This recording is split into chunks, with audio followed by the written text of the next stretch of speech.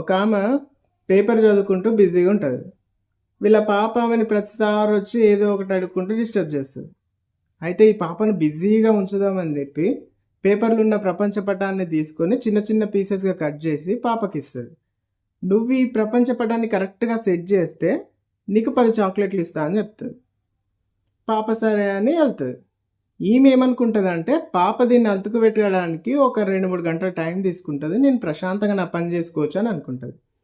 అయితే 4-5 నిమిషాల తర్వాత పాప కరెక్ట్గా సెట్ చేసిన మ్యాప్ని తీసుకొని వస్తుంది. ఈమె ఆశ్చర్యపోతుంది. అసలు ఎట్లా సెట్ చేసినావు నువ్వు ఇంత తొందరగా అని అడుగుతుంది. ఏం లేదు మమ్మీ, చాలా సింపుల్.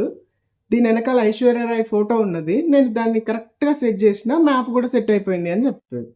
ఒక్కొక్కసారి చాలా పెద్ద ప్రాబ్లమ్స్ అనుకున్న వాటిని కూడా మనం ఇంకో రకంగా ఆలోచిస్తే చాలా సింపుల్గా సాల్వ్ చేయొచ్చు.